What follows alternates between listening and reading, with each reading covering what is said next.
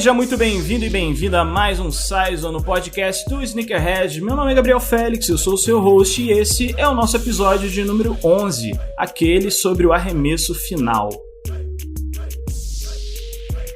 Passamos do episódio 10, estamos chegando no episódio 11 e, caraca, eu nem sei o que acreditar, assim, o projeto começou tão pequenininho, tão independente, continua sendo independente, porque só depende de mim pra acontecer, mas, poxa, feliz que vocês estão acompanhando, estão curtindo, estão mandando feedbacks. Inclusive, essa semana eu coloquei lá no nosso Instagram um destaque a respeito de como eu quero que vocês apareçam mais aqui, quero mais comunidade dentro dos episódios.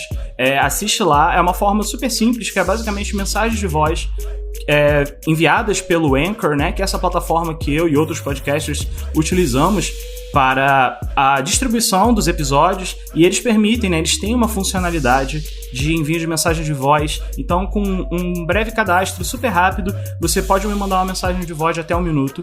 Nas semanas seguintes, né, os feedbacks dos episódios, eu quero trazer essas mensagens aqui para o nosso episódio quinzenal, beleza? Então, vá lá no nosso Instagram e, poxa, manda mensagem, eu quero muito ouvir o que vocês têm a dizer, né? O feedback dos últimos episódios, do que vocês querem ouvir, do que pode melhorar, enfim. E sem mais delongas, a gente vai agora para o nosso episódio. Antes da gente começar aqui, galera, eu preciso saber com quem eu tô falando. Tiago, Luiz, quem são vocês na fila do Netflix? Porra, boa, hein? Bom, sou o Thiago Borges, sou colecionador de Netflix, sou colecionador de tênis há, sei lá, uns 5, 6 anos. Produzo conteúdo tanto no YouTube, no TB Sneakers, quanto no Instagram, @tbborges. Curto muito tênis faz muito tempo e agora estou na Twitch também, fazendo live. Enfim, todo lugar que dá para falar de tênis, eu estou falando de tênis. Show de bola. Eu sou o Luiz, @Luiz Mariano, que vocês devem conhecer mais pelo @SneakerheadBR. Sou o criador desse canal aí que vem crescendo aí a cada dia e que, enfim, é um coletivo de malucos apaixonados por tênis, que fala disso o dia inteiro e arrumou nesse canal uma forma de poder se expressar e conversar com quem gosta mais sobre o assunto também. Inclusive foi assim que eu conheci o Thiago, inclusive assim que eu conheci você, Gabriel. E, enfim, é isso. Acho que é por isso que vocês me conhecem. E também sou um apaixonado por basquete, sou um apaixonado pelo Jordan, é um dos meus ídolos e acho que vai ser legal falar sobre ele e outras coisas hoje. Iradíssimo. E o Luiz já acabou até puxando um ponto bom do papo, que é saber um pouco de vocês, assim, qual a relação de vocês com o próprio basquete, assim. Como é que o basquete entrou na vida de vocês? Foi no colégio, aprendeu a jogar no colégio e aí começou a assistir e tal? Ou foi um pouco mais velhos e começou a assistir por qualquer outro motivo? Enfim, queria saber de vocês, assim, qual a relação de vocês com o basquete. Bom, eu comecei a jogar basquete, eu tinha uns 15, 16 anos, muito por conta dos meus amigos ali do colégio mesmo. Eles começaram a jogar basquete, eu era o mais alto de todos, eles falaram, mano, vem jogar com nós. Eu acabei começando a jogar, comecei a gostar muito, tanto que eu joguei no Corinthians um tempo, depois eu fui para a faculdade, eu tive bolsa na faculdade por conta do basquete. Maneiro. Eu joguei basquete a faculdade inteira. E a minha ligação com o basquete começou ali. Então, desde moleque, assim, desde os 15 anos, eu jogo basquete e acompanho o basquete muito por conta disso. Maneiro. Você, Luiz? Pô, na verdade, a minha ligação com o basquete começou por causa da NBA. Eu comecei a assistir basquete com 8 anos, na temporada de 98. Nossa. Meu pai é um fãzaço de basquete, então graças a ele eu comecei a ver basquete até antes, né? Mas acho que a minha lucidez me permite lembrar da temporada de 98, que inclusive, enfim, todo mundo tá com ela mais fresca na cabeça por causa do The Last Dance, mas eu já tinha ela até bem lembrada, assim, porque foi a temporada que eu mais me recordo, assim, foi a temporada que foi a culpada de me fazer assistir basquete. Bom, desde então eu, sei lá, fiquei apaixonado pelo esporte, sempre assisti, nunca deixei de acompanhar, assisto até basquete aqui no Brasil também, seleção, NBB, enfim. Mas eu joguei basquete também na época da escola, cheguei a enfim, a fazer parte do time da escola também. Como eu era mais alto, todo mundo me botava para jogar de pivô, eu odiava jogar de pivô, mas enfim, ali também foi um ponto em que eu me aproximei mais do esporte, aprendi a gostar mais dele, não só como espectador, mas também como jogador. Não cheguei a dar andamento em nada, a jogar em algum time, como o Borges falou aí, mas a experiência de jogar, seja independente do nível, né, tipo, seja amador, seja profissional, te faz ficar mais apaixonado pelo esporte. Então, a partir dali, só cresceu minha ligação com o basquete e o quanto eu acompanho. Irado. Da minha parte, eu tava em hiato, né? Até meio do ano passado eu tava em hiato com basquete. Na verdade, com esporte no geral, eu sempre curti bastante o futebol, né? Como grande parte dos brasileiros tem essa ligação muito grande com o esporte, pelo simples fato de ter nascido nesse país. E comigo não foi diferente. E aí, a minha primeira relação com o próprio basquete aconteceu na escola mesmo, por meio de educação física, né? E, enfim, obviamente que eu já tinha visto na TV e tudo mais, mas assim, uma relação mais próxima aconteceu no próprio colégio, e associando, né, os dois times, que vieram a ser meus dois times, né? Um no futebol, outro no basquete. Eu sou flamenguista de nascença, né? E na época eu ainda era um torcedor muito fervoroso, e quando eu encontrei com basquete, a imagem foi exatamente, né, no meio dos anos 90, aquela figura que estampava o cenário do basquete mundial era o Michael Jordan, e ele jogava no Chicago Bulls, né? Então o preto e o vermelho, os pretos e os vermelhos se encontravam na minha cabeça de criança, então fazia sentido, né? Simplesmente fazia sentido. E a minha relação foi mais ou menos essa, até que, sei lá, começo dos anos 2000, meio que fui deixando cada vez mais o futebol por motivos pessoais mesmo, né? De não perder muito interesse com relação a coisas não tão legais, né? De falcatruas que a gente começa a ouvir e tal. Você fica, enfim, eu, né, pelo menos, comecei a ficar bastante desgostoso com o esporte e tudo mais, com o futebol especificamente, muito embora eu adore esporte. E aí fui deixando de lado, e aí, só que, enfim, durante esse ato, né, que eu tô falando, eu sentia falta, né, pelo fato de gostar muito de esporte, eu não tava acompanhando nenhum, porque não tinha nenhum que me chamava muita atenção, e aí todo ano eu era meio que a resolução de ano novo, todo ano que virava a season, né, da NBA, eu falava, não, esse ano eu vou assistir, e eu nunca assistia.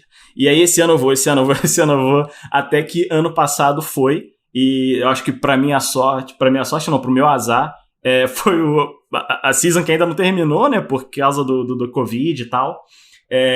Mas enfim, voltei a assistir e tudo mais, estava me amarrando, comecei a assinar o NBA Pass, enfim, tô torcendo pelo Lakers, né, por motivos de LeBron, e enfim, não me julguem, eu sou novato mesmo, eu tô indo com a maior estrela da liga atual, mas foi um ponto de partida legal. Enfim, essa é a minha relação. E, assim, como não pode deixar de ser, na verdade pode deixar de ser, é isso que eu quero saber de vocês. Vocês têm essa relação com os tênis baseado no esporte, ou foi algo que foi andando em paralelo, em determinado momento se juntou? Como é que foi? Como é que é essa relação agora dos tênis e esporte na vida de vocês? Porra, pra mim, sempre teve conexão total e absoluta, né? Antes de eu entrar mais de cabeça no esporte, assim, né? No esporte não, no basquete, eu digo. Aliás, até porque eu gosto muito de futebol, igual você, Gabriel. Eu tenho um time aqui, que é o Corinthians, né?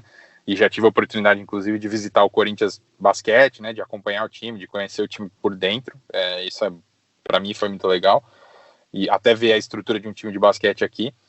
Mas eu sempre gostei de esporte de uma maneira geral, de futebol, e quando eu era bem mais novo, antes de eu começar a jogar basquete, eu era mais envolvido com skate, eu andava de skate, enfim, na rua, e onde era possível, né, naquela época. E dali começou meu gosto por tênis, assim, eu andava, antes de andar efetivamente com tênis de skate, eu andava com Air Max Zero, então era tipo, eu não sei se alguém consegue imaginar como andar de skate com Air Max. É bem estranho, para não dizer que é bem instável pra caramba, né, cara? Bastante. Em resumo, eu era um idiota, né? Como todo adolescente. Eu acho que adolescente em grego deve significar idiota. Pode ser, um bom palpite. E aí, a partir dali, eu fui conhecendo o tênis de skate e tal.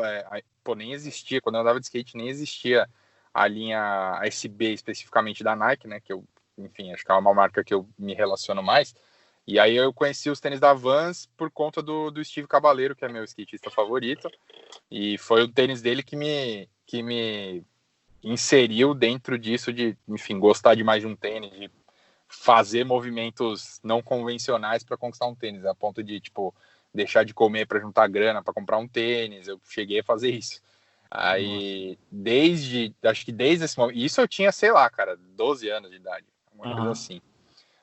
Então, desde esse momento, tinha essa ligação do, era um tênis em função de um esporte, que foi o skate que me fez gostar de um tênis a ponto de fazer algo mais hardcore por um.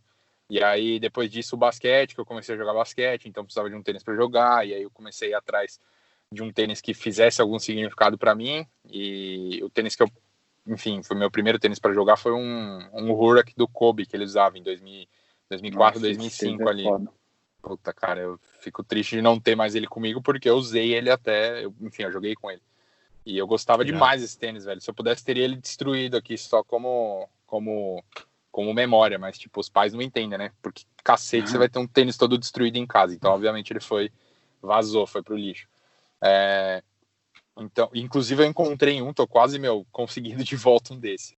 Irado. Aí, ó, esse é o sentimento do Grail, é isso. Não é um tênis que vai sair daqui a 2 semanas e você, tipo, já é meu Grail. Não, cara, tem todo um trabalho psicológico. O Thiagão, inclusive, já falou um pouco sobre isso em alguns vídeos dele, né? Da relação do que deveria ser de fato um Grail, né? E a visão dele de Grail. E é isso, né, cara? Thiago, qual é a relação do basquete, tênis? Tem relação, não tem? Surgiu antes, surgiu depois? Como é que foi isso? Mano, antes de jogar basquete, eu jogava futebol. Eu era goleiro do time do colégio, e eu sempre queria ter as chuteiras dos caras que eu curtia, tá ligado?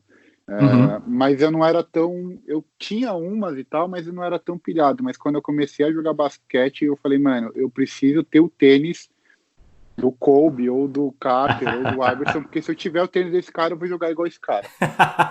Caraca, o Spike Lee fez isso, né, cara? Gotta be the shoes, né?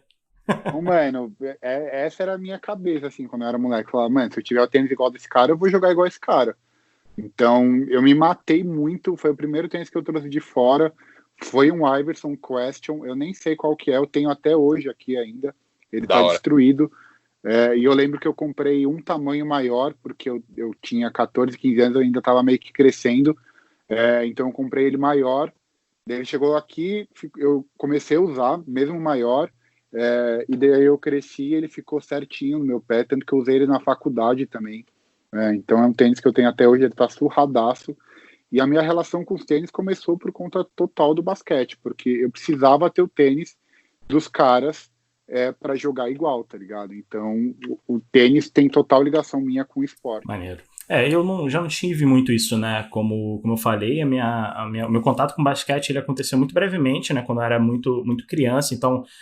Enfim, também vem de uma família mais humilde e tudo mais, então a ideia de comprar tênis baseados em um esporte que você quase não assiste era, tipo, tendendo a zero ou muito menor, né? E pra falar a verdade, não era um assunto que me interessava na época. Pra mim já é um pouco ao contrário. Eu comecei a me interessar mais por tênis agora na década de 10, né, de 2010 pra frente, e fui consumindo mais conteúdo e aprendendo, enfim, me desenvolvendo nesse sentido. E na verdade, eu gosto de pensar que essa parte do estudo, né, dessa parte da vida do como sneakerhead me levou ou me trouxe de volta ao basquete. Então foi meio que o caminho reverso de vocês, o que, enfim, é interessante. Cabeça assim que eu seria sneakerhead de qualquer jeito, porque eu sempre joguei basquete minha vida inteira, mas no período da faculdade eu jogava basquete, mas eu era muito pouco ligado a esse meio do streetwear. Tanto que eu andava só de camisa, de polo, mas eu tinha, tipo, 30 pares de Osklen, tá ligado? Eu tinha todos os tênis da Osklen que saía, eu comprava. Então eu sempre curti muito tênis, tá ligado? O tênis, pra mim, sempre fez muito sentido na minha vida. Porque eu sempre gostei meio que de moda, assim. Então não importa o meu estilo de se vestir e tal, tênis era sempre um ponto muito importante pra mim. Então, em algum momento eu ia virar sneakerhead de qualquer forma, tá ligado? Porque essa parada de gostar de tênis sempre foi grande em mim, desde que eu era moleque com chuteira, depois que eu era boy cool, que eu tinha milhões de Osklen. Temos um Osklen Head aqui. Pô, eu vou ter que correr atrás do comercial da Osklen pra patrocinar esse episódio, porque a quantidade... Eu tenho todos ainda, tá ligado? Eu tenho todos aqui ainda. Então, sério, tipo, mano? Sério, eu tenho todos ainda. Se um dia eu precisar ir num rolê que eu não posso ir de Jordan, eu tenho todos os meus Osklen aqui ainda. Nossa. Então, tipo, ter tênis sempre fez muito sentido pra mim, tá ligado? Uhum. E meio que na metade pro fim da faculdade, eu meio que voltei nessa pilha de ir atrás de uns tênis de basquete e tal, e aí que eu me inseri mais nesse meio sneakerhead tradicional que a gente conhece, vamos dizer assim. Mas tênis sempre fez muito sentido na minha vida. Da hora. E assim, a gente já meio que falou um pouco da gente, né? Demos um pouco de introdução a respeito do nosso background com basquete. Eu acho que a gente já pode falar de fato do episódio, né? Então, para quem tá chegando agora e porventura não faz ideia do que a gente vai falar desse seriado, né? Desse documentário serial que está sendo exibido aqui no Brasil pela Netflix e foi produção da ESPN americana, que é basicamente um documentário em 10 episódios que conta a trajetória, né, do Chicago Bulls. Na verdade, eu vou falar um pouco mais pra frente, eu vou só ler a sinopse para vocês, depois eu vou fazer esse meu comentário, que é um documentário em 10 episódios que conta a trajetória do Chicago Bulls até o seu 6º título na temporada de 97, 98, em paralelo, desenvolvendo os protagonistas que fizeram isso acontecer, com as imagens, né, que eles fazem essa propaganda logo no começo, né, com imagens e histórias nunca vistas antes. E o meu comentário eu acho que são duas histórias que a gente conta aqui, né? São duas histórias que são protagonistas da série, né? Que em paralelo que existe a história do Chicago Bulls sendo esse multicampeão da NBA do começo até metade ali, final dos anos 90, também é muito a história do Michael Jordan. A história de como ele ascendeu e como ele se tornou essa figura pra gente hoje praticamente mitológica, né? E aí extrapolando o esporte, né? Chegando na cultura pop, streetwear, como o Thiago já levantou essa bola antes. E eu acho que são duas histórias, né? Que elas acontecem em paralelo, e eu acho que a série, ela conta muito bem isso, né? E, enfim, queria saber de vocês, o que vocês acham, né? Vocês compartilham dessa visão? Vocês pensam diferente? Porra, na minha cabeça é a história do Jordan e tem um time ali que meio que tava junto. Você acha que ele é o principal e o resto é só acessório? Na real, que o time. Podia ser o... sei lá, mano. Podia ser o Madureira, tá ligado? Não interessa, mano. Tá ligado? A parada é o Jordan. A parada é o Jordan, porque... o time que ele tava, pouco importava, porque o que ele fez iria acontecer de qualquer forma, tá ligado? Tipo, o time é um pano de fundo ali, mano.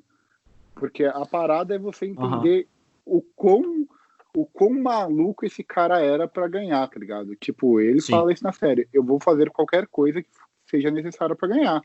E ele realmente fez, mano. Tipo, preciso bater no cara do meu time pra ganhar? Beleza, eu bato nos 15. Eu preciso treinar 72 horas por dia? Eu vou treinar, e é isso, tá ligado? Então, o Bulls ali serve como pano de fundo pra história do Jordan, tá ligado? Ótimo. Eu acho ótimo quando a gente discorda, porque aí, cara, é mais visão, são mais cabeças pensantes, mais pontos de vista, eu acho excelente. E você, Luiz, você tem um terceiro ponto de vista? Então você vai gostar da minha resposta, porque eu discordo um pouco do Boris, apesar de o Jordan ser, obviamente, o destaque do time, porra, o cara é o maior de todos os tempos, isso pra mim não existe discussão sobre isso. Só que eu acho que você vê a importância dos caras no time, ela tem relevância, até porque dão voz para os outros caras. Óbvio que, assim, um ponto muito diferente, acho que faz a série ser especial, é o Jordan aparecer falando, que é absurdamente raro, né? A gente não costuma ver o Jordan dar entrevista nem nada. Então, ter ele por 10 episódios de 1 hora cada falando em todos os episódios, isso já torna um negócio especial, beleza?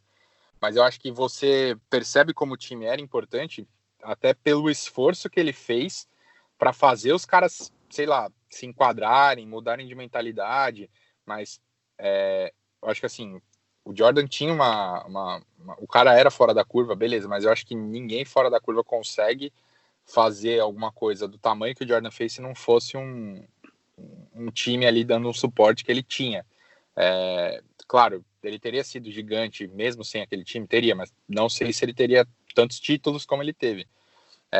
Ele teve junto dele ali caras que são... enfim, tem gente que coloca no top 10, até no top... até no top 5 aí de todos os tempos no Bulls com ele. Tem gente que coloca, sei lá, Pippen, Rodman... Óbvio, o Steve Kerr não entra no top 5 nem no top 10 de ninguém, mas era um cara que jogava muita bola. Teve Horace Grant, teve caras que jogaram com ele que, por mais que não fossem geniais, o Jordan fez o esforço de fazê-los se enquadrarem ali em algo que ele precisava, ele sabia que ele precisava para chegar onde ele chegou, que são 6 títulos. E ele trazia essa cabeça desde a entrada dele na NBA. Então, tipo, ele sempre tentou fazer o ambiente, fazer os jogadores que jogavam com ele se enquadrar nessa mentalidade que ele tinha. E ele só conseguiu isso quando o Jerry Krause, que é o general manager lá do Bulls, conseguiu trazer os caras que, enfim, o resto é história, todo mundo sabe o que o Bulls fez, mas eu acho que os caras são importantes e é legal ver o ponto de vista de cada um sobre, no fim das contas, você vê o ponto de vista dele sobre o Michael, né? O Michael era o protagonista, mas tem histórias legais por trás também. Então eu concordo que o Jordan era o ponto principal do time, mas acho que os caras que a gente escuta também durante os episódios são muito importantes também. Bom, eu concordo totalmente com o que você disse. O que eu digo é que, tipo, tanto faz o time, porque todos esses caras que jogaram com ele e eu acabar jogando com ele de qualquer forma, entendeu? Então, o Bulls em si, tanto faz. É que nem, tipo, quando o Miami trouxe o Ray Allen. O Ray Allen só foi para aquele time porque tinha os caras que tinham ali. O Steve Kerr só foi para aquele time porque tinha os caras que tinham ali. O Rodman só foi para aquele time porque tinha os caras que tinham ali. Então, tipo, aquilo ia acontecer de qualquer forma. Você acha que a formação que acabou acontecendo no Bulls dessa época, ela meio que aconteceu, se ela tinha acontecido porque o Jordan passou a ser esse imã que atraiu essa galera, ou foi, em certa parte, como o próprio Luiz falou, foi essa visão mesmo do Jerry Krause, né, em trazer e montar esse time? Mano, é óbvio que não dá pra tirar o mérito de falar assim, porra, vou caçar tal peça e trazer. Mas é muito mais fácil você contratar um cara assim, você quer jogar no time do Jordan? Do que falar, você quer jogar no time do Steve Kerr? Então, na hora que você chega ali pra contratar, a sua negociação é outra, né? Assim, eu quero te contratar pra vir jogar num time aqui. Qual time é? Um tal de Jordan, não sei se você conhece. Pô, o cara fala assim, quero, óbvio. Eu falei assim, então beleza, só que em vez de pagar 10, eu vou te pagar 5, tá? Pode ser? Eu ficava assim, beleza, vou ser campeão, beleza. Que é o que o Ray Allen fez, por exemplo, tá ligado? O Ray Allen foi ganhando o mínimo de veteranos pra Miami, porque ele falou, beleza, mano, a chance de eu ser campeão nesse time é muito maior do que eu ganhar dinheiro. Dinheiro eu já ganhei, tá ligado? Preciso de título agora. Não, agora eu entendi o que você quis dizer. Você falou em relação, tipo, à bandeira ali, né? A marca, a bandeira do time. Tipo, podia ser o Bulls, podia ser o Miami, podia ser New York, enfim, podia ser qualquer time. Isso eu entendi, isso eu concordo com você. Eu acho que... Foi porque que nem o Jerry Krause lá falou assim, eu sou p***, montei esse time. Mano, você deu sorte de contratar o Jordan, malandro. Porque o resto veio tudo em cima dele. O único tiro que ele deu, e ele, pelo teu ponto de vista, que eu até concordo em parte, o único tiro que ele deu certo foi o Jordan, né? Porque o resto foi meio que consequência do Jordan ser esse fenômeno que ele foi e consecutivamente trazer essa outra galera pra jogar junto e compor o time. Na verdade, pra mim é muito maior de segurar esses caras do que de trazê-los efetivamente, porque, tipo, depois que vai ganhando título atrás de título, o cara vai falando assim, porra, tudo bem, o Jordan tá aqui, mas eu sou foda, mano. Tem outros times me querendo pagar mais e não sei o que. Tanto que a gente vê problemas durante a série, como, por exemplo, teve o Pippen, o Rodman ficou ferrado da cabeça, enfim, tem um monte de coisas. É muito você segurar esse time. Aí sim eu dou o braço a torcer. Eu acho que trazer realmente não foi uma parada tão como o Borges tá falando. Não tem tanto esse problema de segurar o cara, porque ele tá amarrado no contrato. Para ele sair, ele precisa ser trocado por alguém que tem o mesmo contrato dele. Então, que nem o Pippen. O Pippen estava amarrado, ele sabia que ele ganhava, todo mundo sabia que ele não ganhava o necessário, mas como que eu vou trocar o Pippen? Ele ganhava, sei lá, ele tinha 200 não sei que salários na frente dele. Quem eu vou trocar por ele? Porque tem que bater salário. Isso então, não... um cara com o salário dele é muito pior do que ele. Isso quando, durante assistindo a série, né, como eu falei, eu não sou tão letrado na NBA e também na história dela, e para mim veio como uma surpresa saber disso, né, que durante toda, pelo menos os 4 primeiros episódios, eles meio que fazem o setup do time, né? Então o primeiro episódio é o Michael, o segundo é o Pippen, o terceiro é o Dennis, né? O Dennis Rodman, o quarto já é o Phil Jackson, né? Que foi o treinador que fez a galera meio que entrar nessa harmonia que eles jogavam e tudo mais. E quando chegou no episódio do Pippen, eu fiquei assustadíssimo esse tópico que o Thiago trouxe logo agora, de que o cara era o 122º, 123º jogador melhor pago, né? Porque no final das contas a gente tá falando de salários muito grandes, né? Comparado com um americano padrão, mas assim, ainda assim,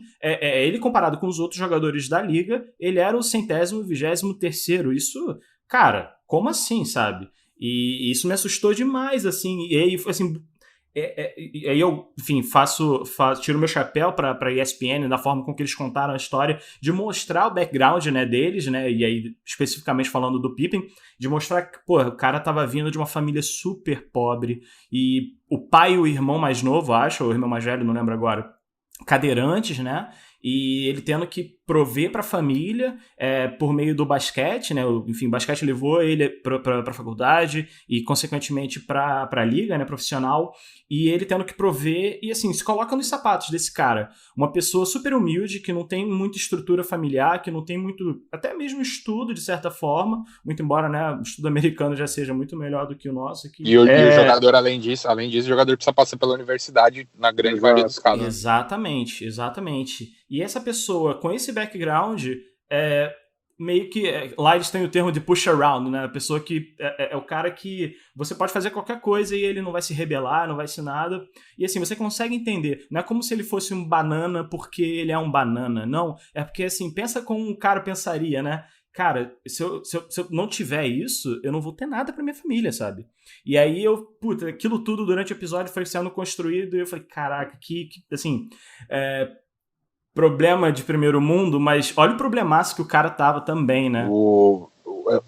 Tipo, esse negócio, você vai ver, o Pippen, ele saiu depois que o Jordan aposentou, entre aspas, de vez, né, tudo bem, teve a volta depois, tal, mas em 98, eu digo, depois que ele parou, não jogou mais pelo Bulls, aí sim o Pippen foi ganhar grana, né, ele foi pro Spurs depois, né, tá, aí virou, tipo, o quinto salário, o cara deu um salto do 100º, 23º pro quinto maior salário da liga.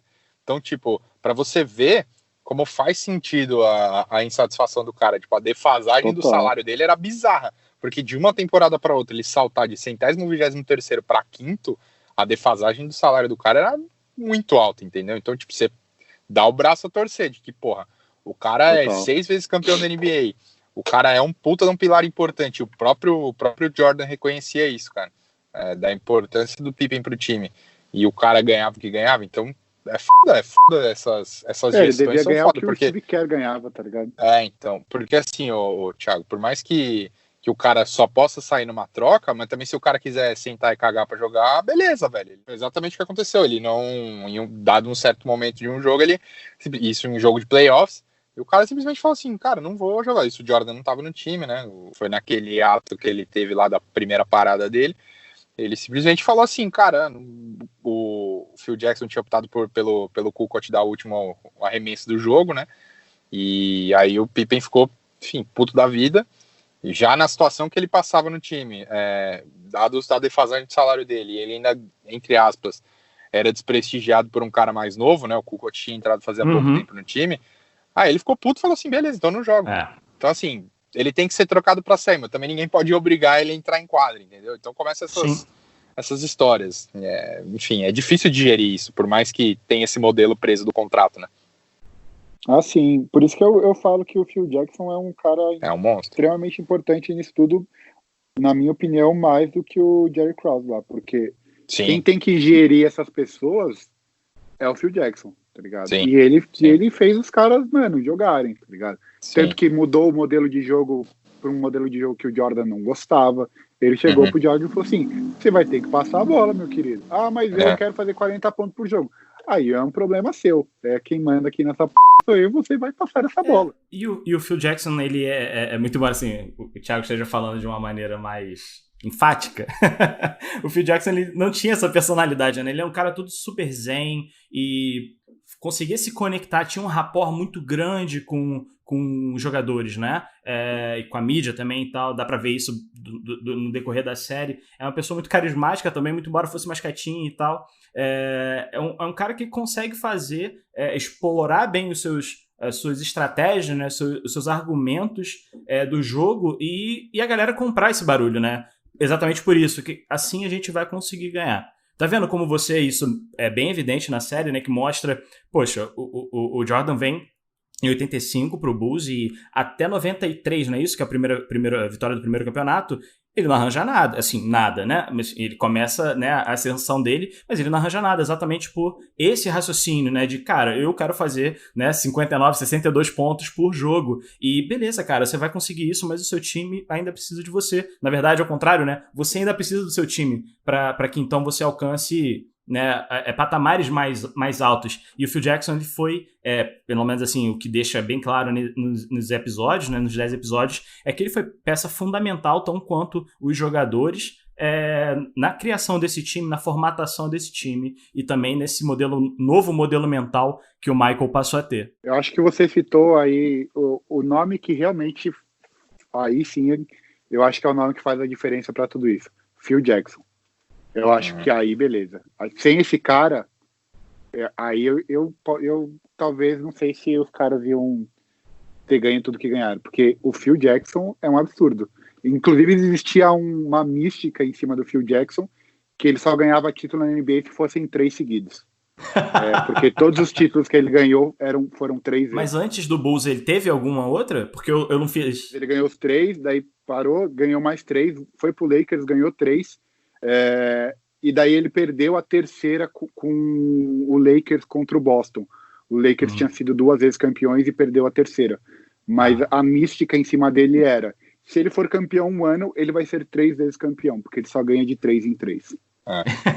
Que maneiro, eu não sabia disso.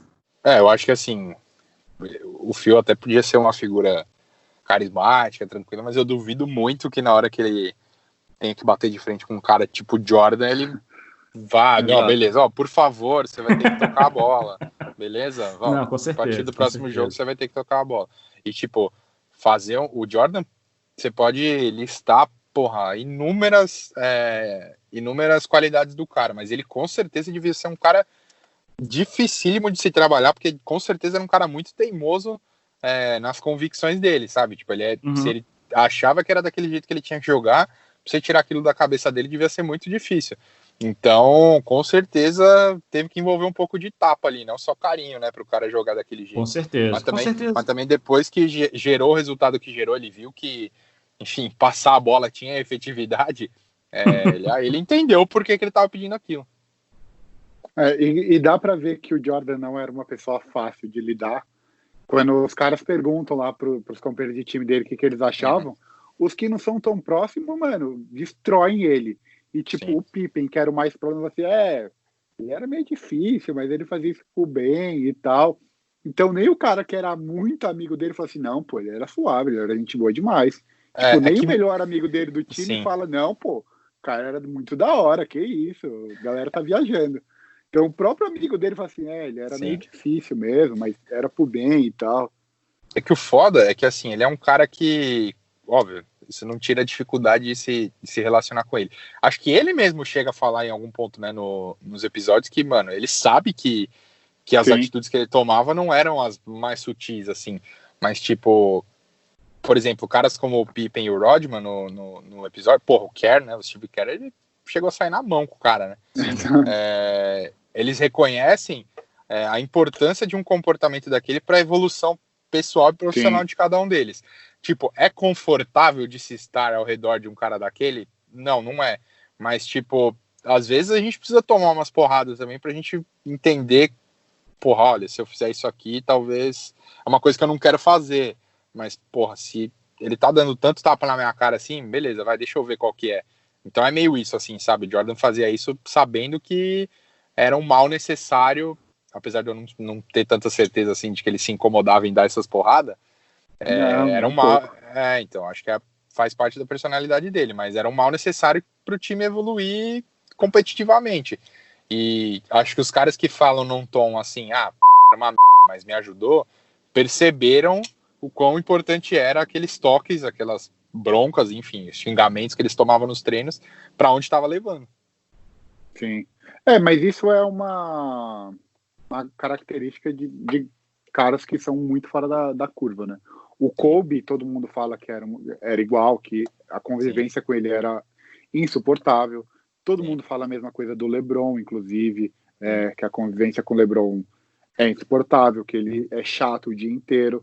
Então, isso é uma característica de caras que são muito fora da curva, né? Porque o próprio Jordan diz, bem no final num dos últimos episódios, ele até quase chora, ele fala assim, eu nunca pedi nada para alguém de alguma coisa que eu não fazia. Eu pedia para os caras treinar 12 horas por dia, mas eu treinava 15. Eu pedia para os caras, só que daí ele começa a se comparar com ele mesmo, né? Tipo, eu acertava 30 arremessos por jogo, por que você não pode acertar também? Só que daí é uma cobrança que não... Tipo, o cara não vai conseguir fazer isso, tá ligado? Daí ele perde um pouco da noção. Mas ele fala, eu nunca pedi nada do que eu não fizesse. Sim, é um pouco a visão que você falou agora, né? Que a própria liga, né? Os próprios outras estrelas que sucederam o Michael durante, enfim, a vigência da liga, eles também têm esse sentimento de, cara, eu tenho que levantar todo mundo, né? Que é um pouco isso que ele passa, né? Eu não quero que eu tenha que me abaixar o meu nível para jogar no nível deles. Não, eu quero que os meus companheiros sejam elevados e eu vou ser essa força motriz que vou levantá-los para que eles consigam chegar ao meu nível. E aí isso acontecer com Kobe, né? Enfim, falecido Kobe, inclusive tem uma menção honrosa muito bonita que eles fazem em um dos episódios para ele. E depois o LeBron também. Mas aí eu fico pensando... Os caras que vieram depois, sabendo da história dele, sabendo como ele era, quiseram seguir os passos que ele fez, muito embora talvez não fosse originalmente o modelo mental deles. Eu fico me pensando um pouco nisso. Mas, para concordar com você, Thiago, fugindo do basquete, você pega uma outra figura que, enfim, indiscutivelmente é um fenômeno, mas tem esse lado, né, do bom e do mal, é o próprio Steve Jobs na tecnologia.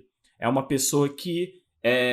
assim, a gente consegue traçar vários paralelos, acho que nem vale muito a gente se estender muito nesse assunto, até porque nem o nosso papo, mas tinha isso, né, de, cara, como é que vocês não conseguem entregar em 2 semanas? Vocês vão entregar em 2 semanas, e eu vou ficar sentado a minha bunda aqui com vocês durante essas 2 semanas até vocês entregarem. E assim, é uma pessoa que era super... também, até onde conseguiu ser, botar as mãos para sujar também e incentivar o time, e enfim, tem todo esse histórico também de assédio, né, moral em cima dos companheiros de time, né, para fazer a analogia certa.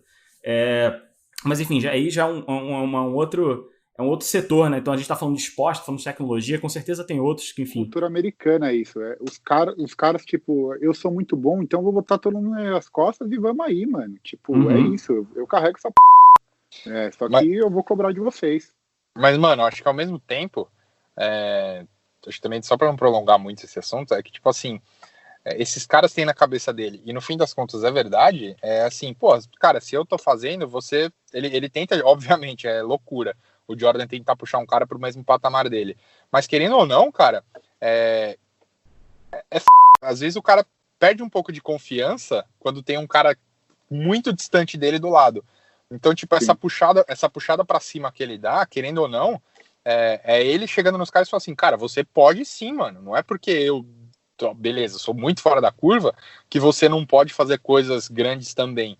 E acho que foi isso que o Jordan acabou fazendo com o restante do time, velho. Eu acho que é muito dessa visão em qualquer habilidade que a gente tenha na vida, jogar basquete, desenhar, pintar, música, etc., tem sempre dois pilares fundamentais, que é o talento e querer fazer acontecer.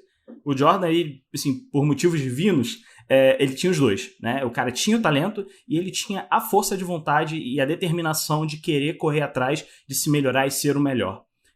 E aí, a gente até, de novo, paralelo com o Kobe, o que se ouve falar é muito isso, de que ele não tinha o talento, ele tinha a gana, ele tinha o tesão de que, cara, eu vou fazer acontecer. E ele correu atrás, enfim, se tornou o que se tornou, né? O resto é realmente história. Mas o Michael ele tinha isso, né? Ele tinha as duas coisas e ele... quando ele chega pro companheiro e fala, olha, você consegue... eu não sei até onde a gente consegue ver que ele de fato acredita naquela pessoa, ou ele não consegue ver que ele é diferente dos outros.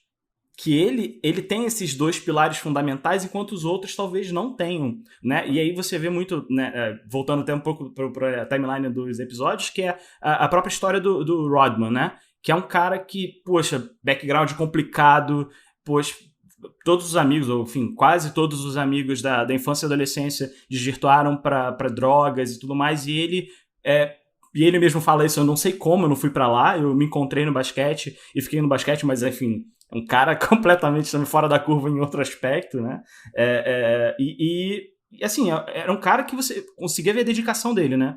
É um cara que, assim, tinha...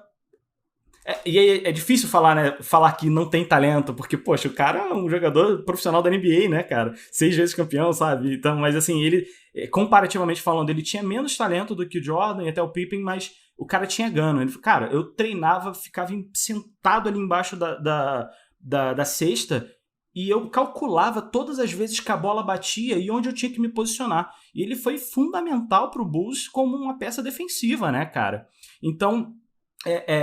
enfim, eu queria saber, na verdade, comecei com esse preâmbulo, mas para saber a visão de vocês do Rodman, né? Porque para mim foi um cara que eu conheci fora do basquete, foi um cara que eu comecei a ver porque volta e meia fazia um cameo, né? Fazia uma aparição num filme e era um cara super diferente, né? Da sua época, né? Pintava o cabelo, enfim, hoje já tá mais normal, mas enfim, o cara é bem à frente da sua época nesse sentido, né?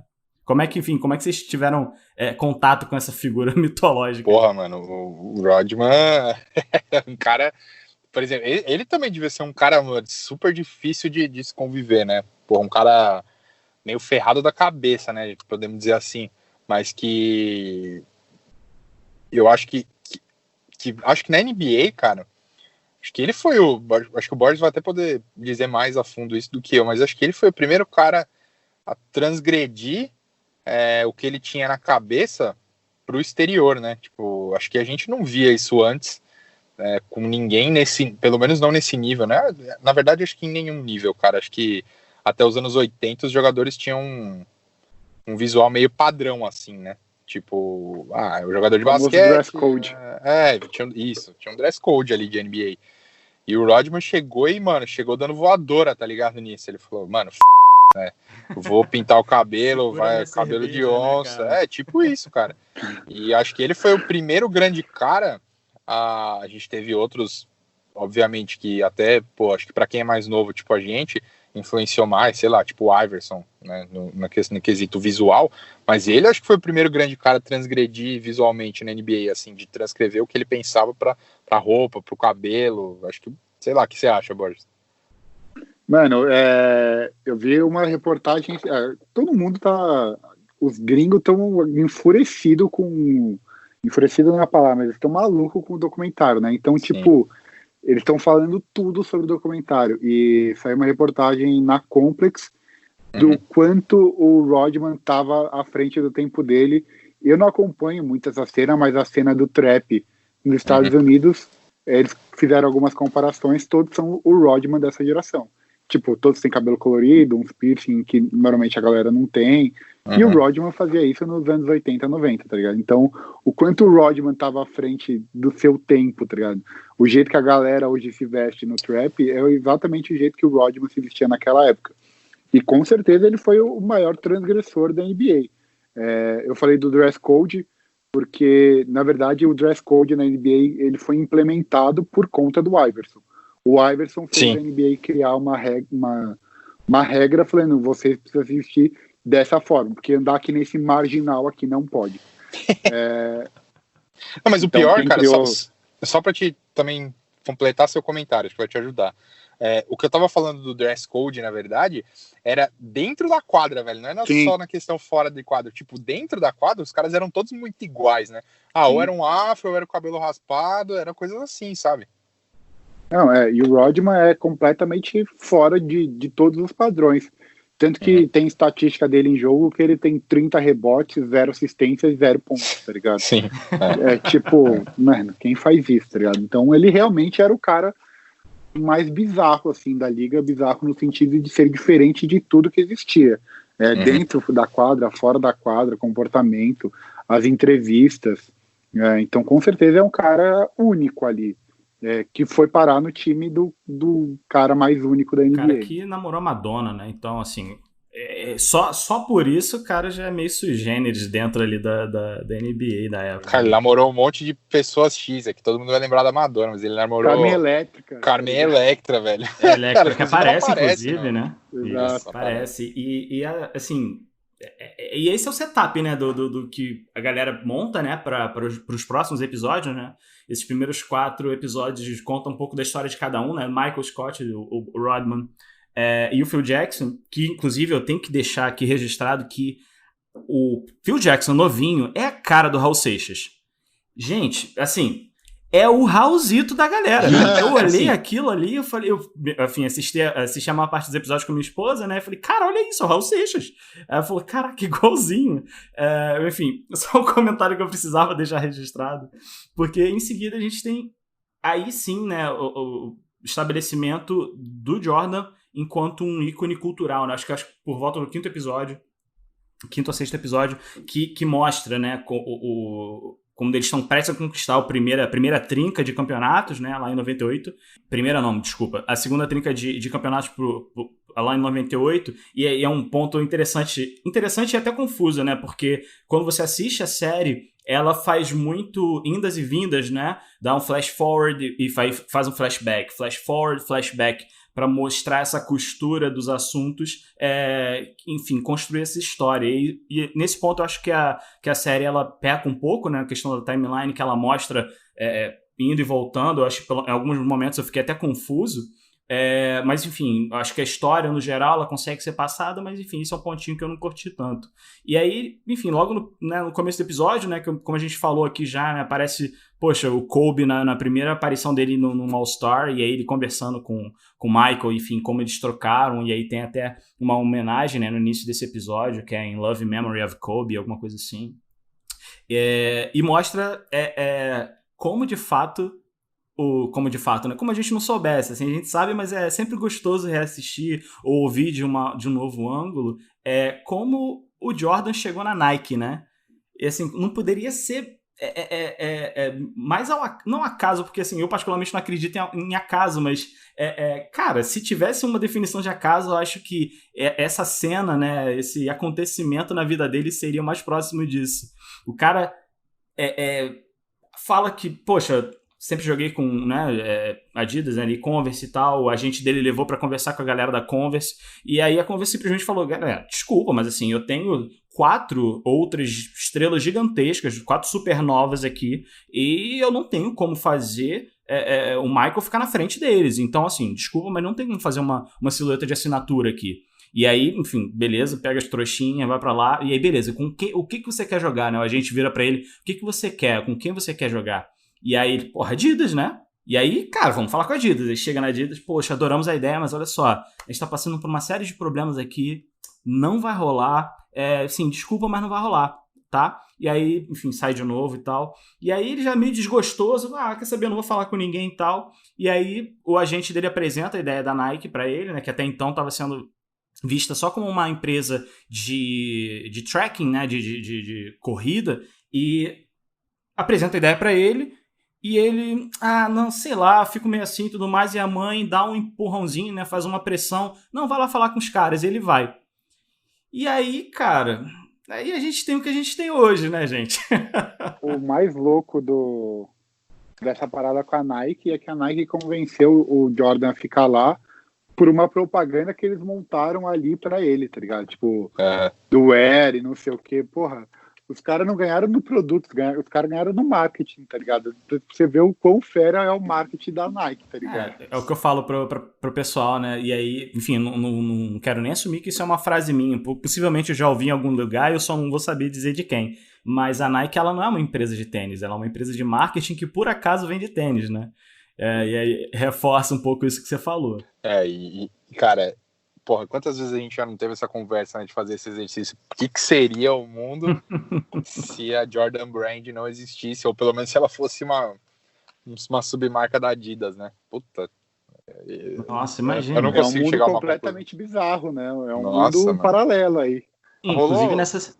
Rolou aí recentemente, né? Enfim, próximo de quando a gente tá gravando isso aqui, um exercício de um cara que reimaginou todos os modelos Jordan como se fossem Adidas, mano, é simplesmente bizarro, velho. Bizarro. Eu vi essas imagens e eu tô até procurando aqui pra ver se eu acho o artista pra dar os créditos pra ele, mas acho que eu não vou conseguir a tempo. Exatamente, eu vi, durante a semana que a gente tá gravando, né, surgiu uma série de imagens de uns mockups, né, digitais feitas por um artista que reimaginou, né, como seriam as silhuetas. Enfim, hoje a gente conhece como os Jordans, né? Como se essas silhuetas fossem produzidas pela Adidas. Eu acho que é o Eric Pollin. Ele fez uma série de imagens, né? Do Jordan 1, acho que até o Jordan 16, eu não lembro agora. O Jordan 1 é bizarro. É louco, né, cara? O Jordan 1 tem um Adidas que o Jordan realmente jogou na universidade e ele até passa um pano, tá ligado? É até uma silhueta que a própria Adidas fazia na época. E até passaria um pano, mas o resto é muito bizarro, porque, tipo, não dá pra... Porque que nem o símbolo da Jordan surgiu da propaganda do Jordan 1, da foto, que ele foi enterrar, tiraram.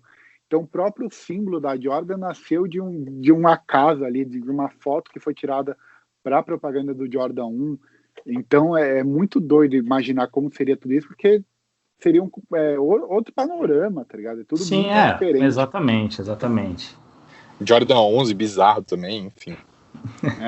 Bizarro, é doideira demais. E aí, enfim, mostra toda essa história, né, dele chegando na Nike, como foi a relação dele, né, no princípio não muito boa, né, teve que ser empurrado pela mãe para falar com os caras e, enfim, virou esse fenômeno também, agora falando da cultura, né, da cultura de rua, né, que, enfim, até no episódio eu reparei isso, como a produção fez com que a aparição ali do Spike Lee, né, enfim, grande diretor aí de cinema, enfim, de longa data, inclusive, e como eles fazem na figura do Spike Lee, ele meio que uma metonímia, né, do que seria a cultura americana, e essa cultura americana abraçando Jordan e colocando ela ali como patrimônio nacional, né, e aí, enfim, a gente até brincou mais cedo, né, de uma série de comerciais que a Nike encomendou ao Spike Lee que ele fizesse a direção, e aí ele se utilizou, ele também atua, né? Ele atua e dirige, e ele como um personagem de um dos filmes dele, o personagem Mars, e enfim, super icônico, né? Cara, Michael, o que acontece com você? Poxa, é o time, é a água que você bebe? É o tênis? Pô, cara, não é nada disso. Mas, cara, tem que ser o tênis, né? Gotta be the shoes. Enfim, isso marcado aí nos anos 90, né? Nos anos 80, anos 90. E aí é isso, a minha observação é essa, né? Eles usaram essa figura do Spike Lee para mostrar como a cultura pop americana abraçou a figura do Michael e colocou ele ali como uma peça-chave fundamental daqueles anos, né?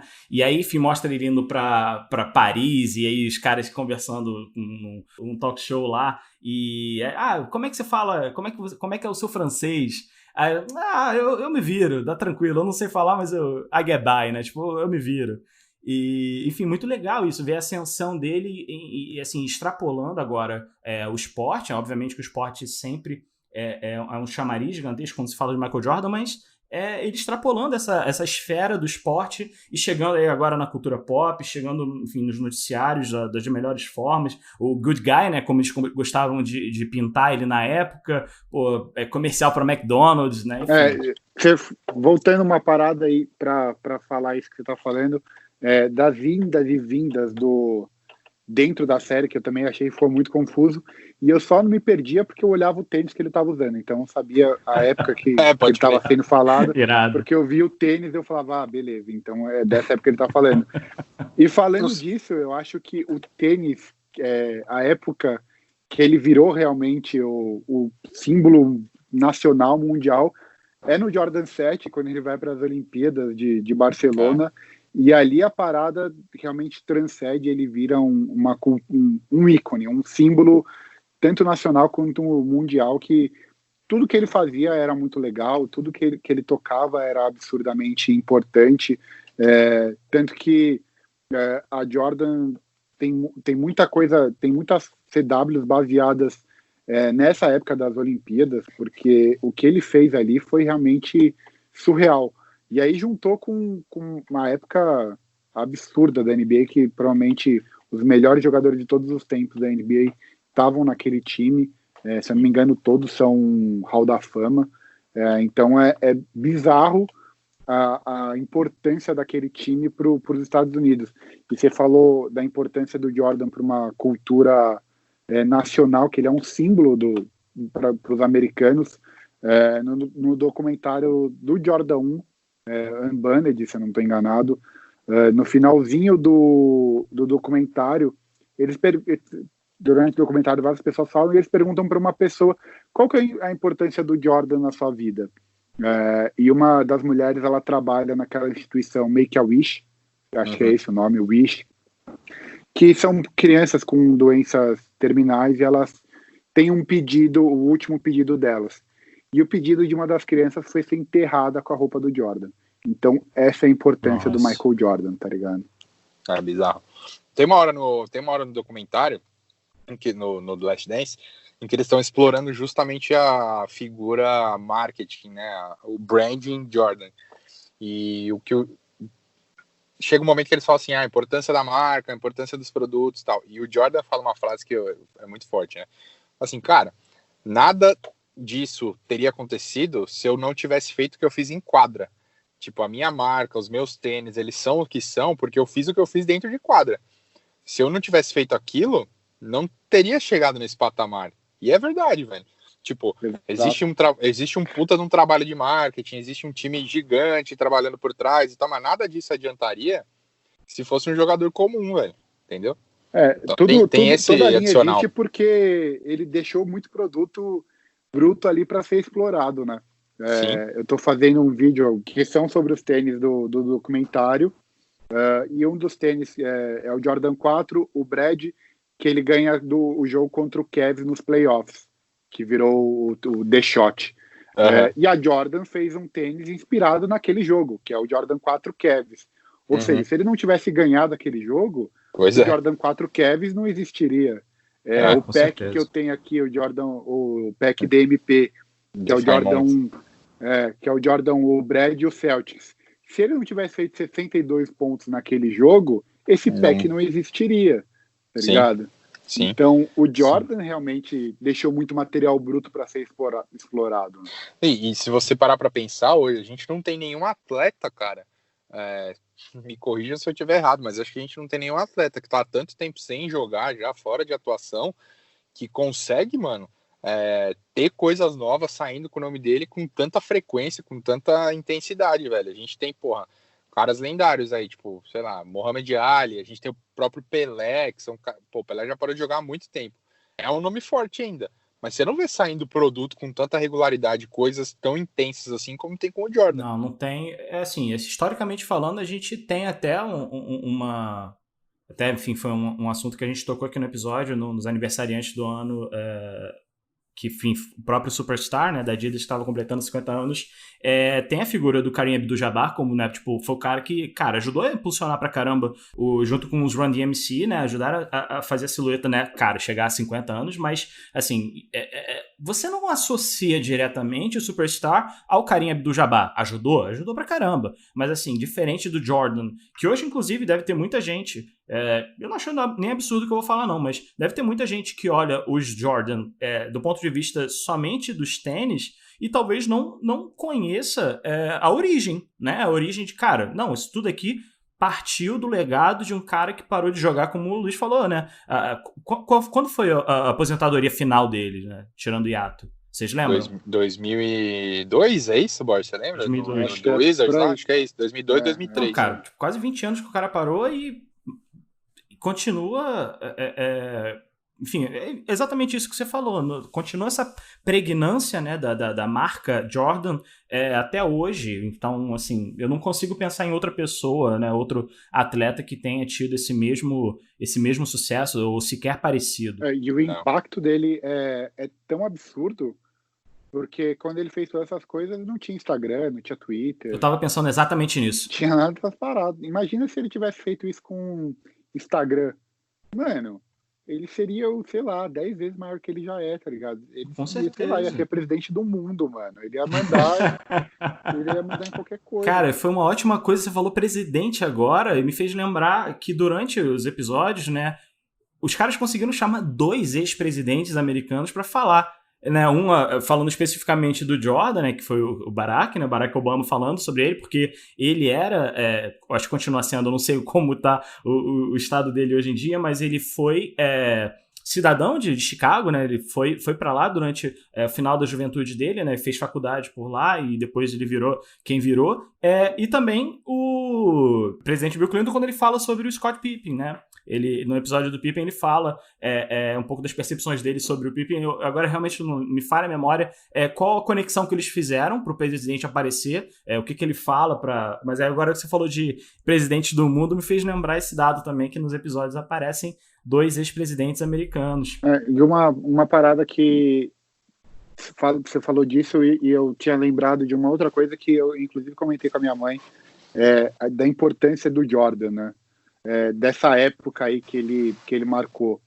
Tem o Barack Obama, que era de Chicago, e ele fala que ele se sentiu muito influenciado pelo Jordan, de tipo, porra, se tem um negro chegando onde chegar, eu também posso, se sentiu inspirado por conta disso. Eu sou um cara que gosta muito de moda, e 2 nomes importantíssimos hoje da moda, que é o Virgil Abloh e o Jerry Lorenzo, ambos são de Chicago.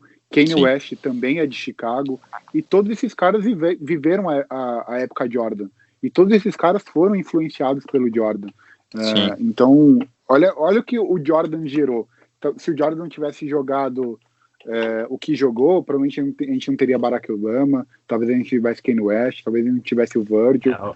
Então, olha o legado que esse cara ainda traz para cima dele. Seria um baita de um efeito borboleta se esse cara não tivesse existido, né, durante aquela época feito que ele fez, né? E, assim, falando de legado, assim, é uma coisa que a série também passa pra gente, que nem tudo são flores também, né?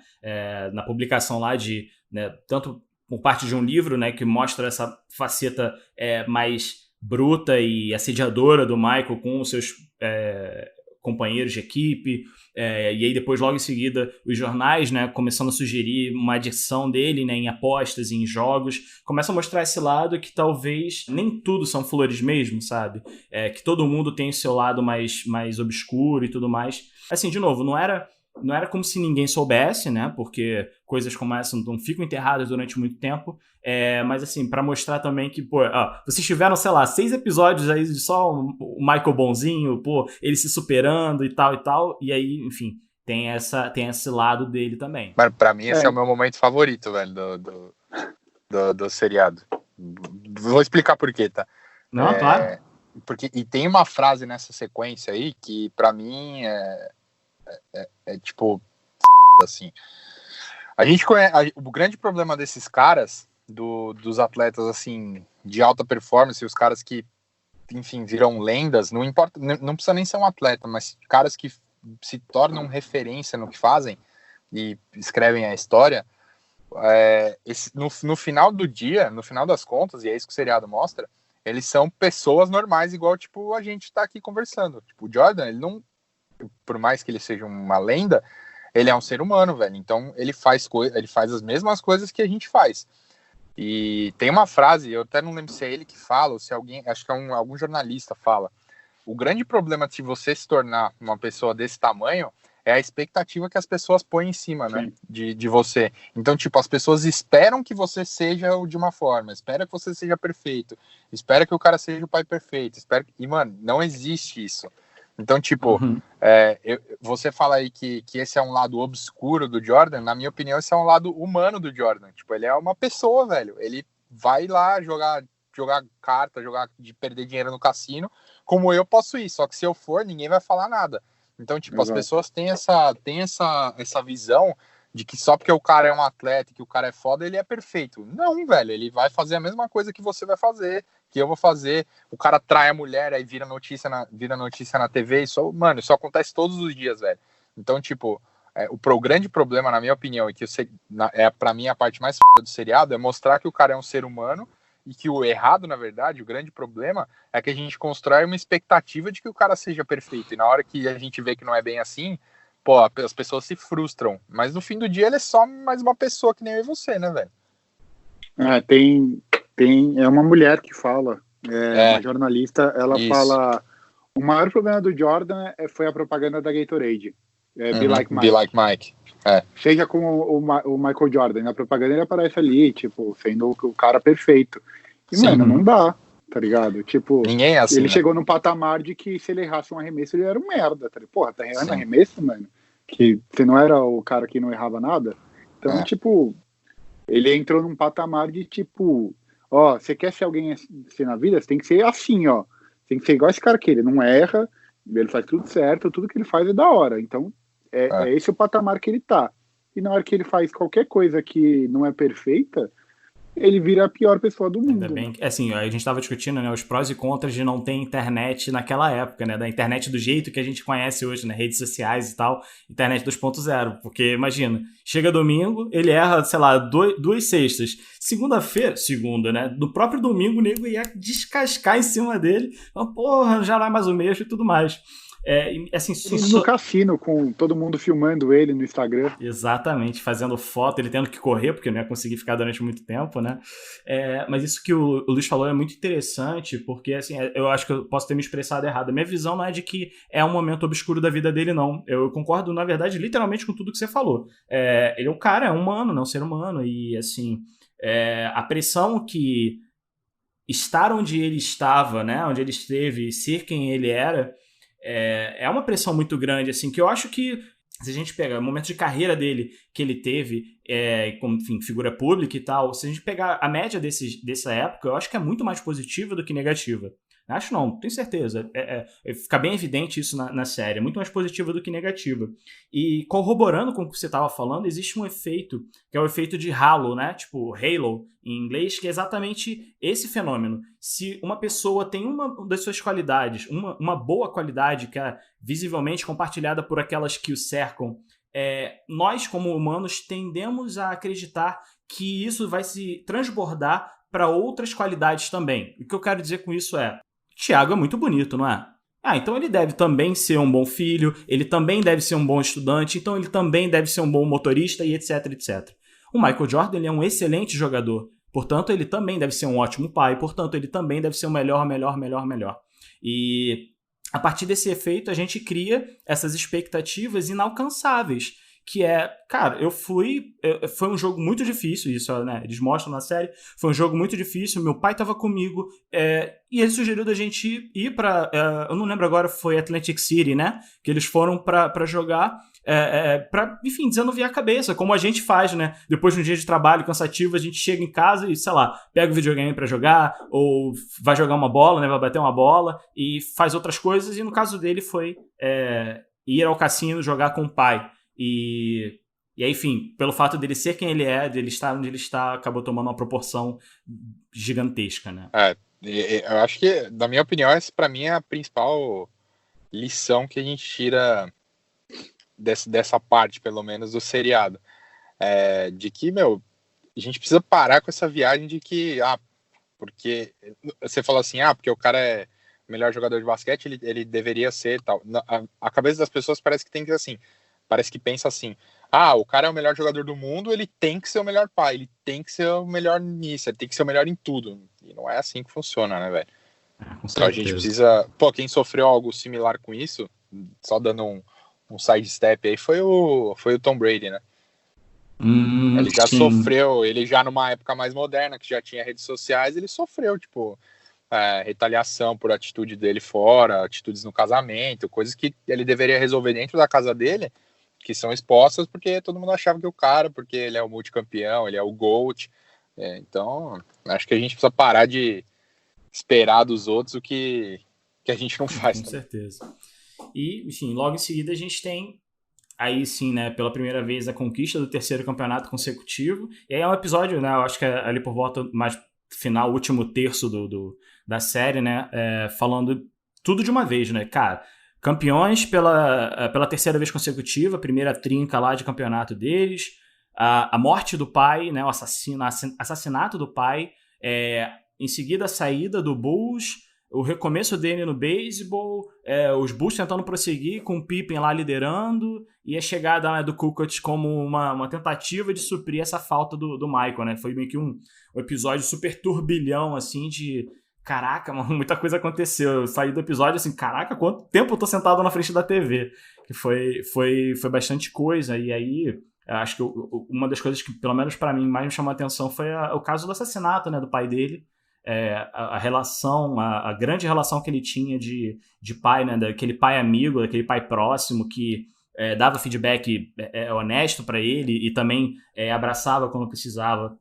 E, enfim, ser uma morte tão trágica, né? E até tava comentando com a minha esposa que aí eu me falha aqui, eu não sei se eu vou conseguir buscar essa fonte, mas eu tinha muito vívido, quando a gente tava vendo o episódio, muito vívido na memória, um artigo que eu li um tempo atrás, falando de que o motivo pelo qual os assassinos, né, os ladrões e assassinos souberam que era o pai que era alguém relacionado ao Michael, era que na placa tinha alguma referência ao Michael de alguma forma, né? A placa do carro era MJ0023. Ah, olha aí. Então eu não tô maluco, que bom. Teve isso, assim, e aí, enfim, acabou que desdobrou no assassinato dele, enfim, foi bastante complicado, assim, né? Ver a repercussão disso na vida dele, né? Acho que pra ninguém perder um pai, né? Mas acho que pra ninguém perder um pai vai ser fácil, né? Mas pro Jordan realmente foi bem traumático, né? Pela relação que ele tinha com ele. Foda. Esse é um negócio que você não tem... Desculpa, só pra finalizar. Esse é um negócio que você não vai ter muito... Esse é um assunto que eu acho que não tem muito o que falar, né? Tipo, você não vai julgar como um cara reagiu pela morte do pai dele, sabe? Tipo, cada um lida com a perda de uma maneira, velho. Não, com certeza. Eu tinha visto um outro documentário, inclusive era da ESPN também. Se eu não me engano, era aquele 30x30. Não lembro agora, mas era do Jordan também. E naquele documentário tinham perguntado para ele qual que era o título mais importante para ele. Ele tinha falado que era o terceiro, porque era o último com o primeiro sem o pai, o último com o pai e tal. E que aquele era o mais especial para ele, por conta da companhia do pai, né? E dá pra ver durante a série a importância que o pai tem na vida dele. Total, assim, em seguida, como acho que foi a última gota, né, que faltava para transbordar o copo de, cara, o que eu faço, sabe? Já ganhei isso aqui 3 vezes, já fui nomeado melhor da liga, né, durante todos esses anos que eu estou no Chicago Bulls, algumas outras vezes também. Para onde eu vou, sabe? Porque chega um determinado... como dizem, né? É muito solitário lá em cima, né? Quando você chega a um determinado nível de sucesso, seja ele profissional, enfim, de dinheiro e tal, você começa a se perguntar, beleza, a partir daqui eu vou para onde?